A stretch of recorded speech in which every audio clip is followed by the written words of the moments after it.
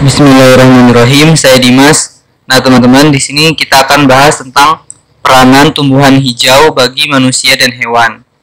Nah, sudah kalian ketahui ya kalau misalnya tumbuhan hijau itu bisa berfotosintesis sendiri. Nah, dari proses fotosintesis itu tumbuhan hijau menghasilkan oksigen gitu kan, yang bisa dimanfaatkan, eh,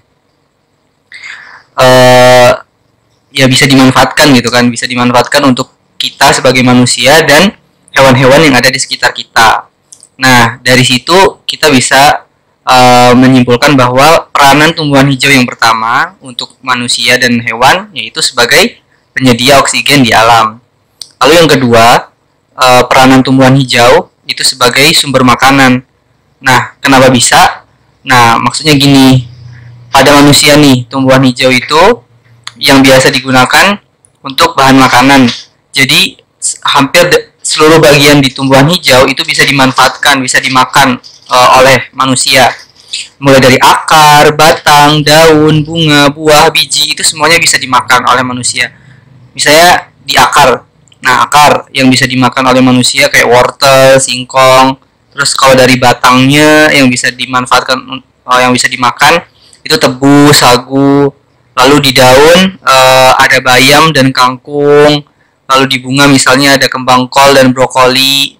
Kalau di buah ini paling banyak nih, misal kita ambil contoh pisang sama mangga gitu kan. Lalu di bagian bijinya kita bisa manfaatin kacang hijau. Nah, itu pada manusia bagian tumbuhan yang bisa digunakan untuk bahan makanan. Lalu bagaimana dengan hewan? Hewan bisa nggak sih memanfaatkan tumbuhan hijau sebagai sumber makanan?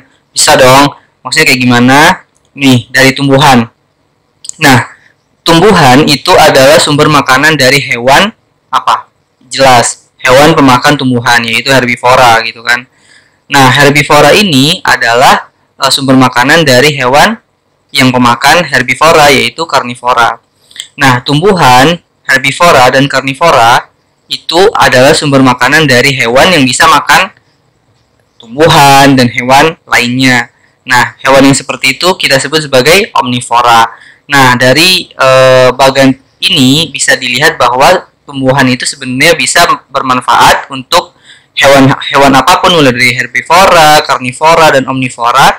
Sebagai apa? Sebagai sumber makanan. Nah, itu maksud dari peranan tumbuhan hijau bagi manusia dan hewan. Bisa sebagai penyedia oksigen dan sumber makanan.